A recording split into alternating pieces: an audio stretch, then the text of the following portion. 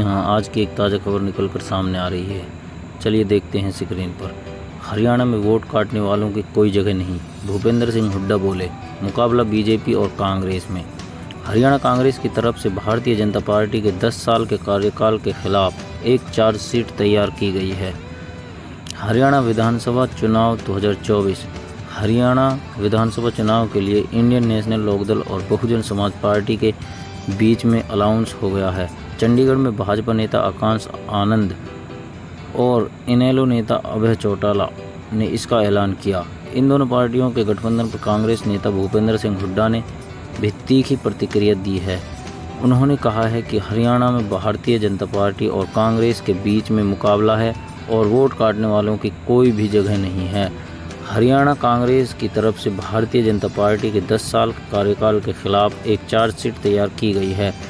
कांग्रेस सांसद दीपेंद्र सिंह हुड्डा ने कहा कि कांग्रेस पार्टी ने हरियाणा मांगे हिसाब नाम की चार्जशीट में सरकार के सामने 15 सवाल रखे हैं।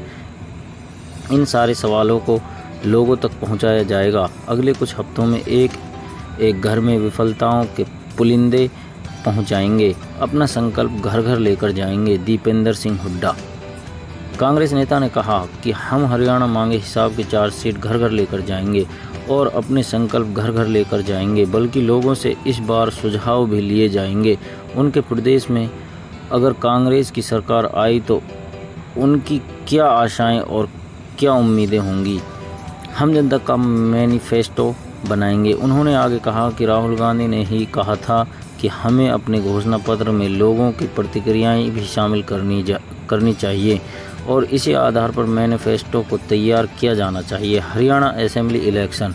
गैर जाट वोट में कांग्रेस की सेंधमारी रोक पाएंगे नायब सिंह सैनी। वहीं भूपेंद्र सिंह हुड्डा ने कहा कि हरियाणा मांगे हिसाब कार्यक्रम विधानसभा इलेक्शन के लिए बनाया गया है। बीजेपी और जेजेपी सरकार ने अपना कोई भी वादा पूरा नहीं किया। इस कार्यक्रम में 3 उद्देश्य हैं। पहला, लोगों को इस सरकार की विफलता के बारे में बताना। दूसरा, लोगों की मानसिकता और अपेक्षाओं के बारे में जानना और उनकी प्रतिक्रियाएं लेना। और तीसरा, हमारे संकल्प लोगों तक पहुंचे। आकाश आनंद ने बीजेपी और कांग्रेस पर बोला हमला।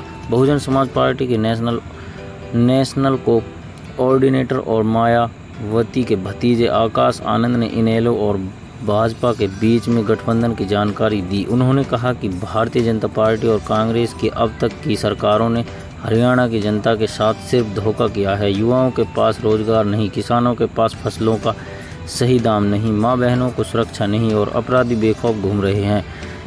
इस नाकाम सरकार को अब बदलने का वक्त आ गया है। अभय सिंह चौटाला के नेतृत्व में ये गठबंधन हरियाणा की जनता को मायावती की दिखाई हुई शासन, प्रशासन और अनुशासन वाली मजबूत सरकार देगा।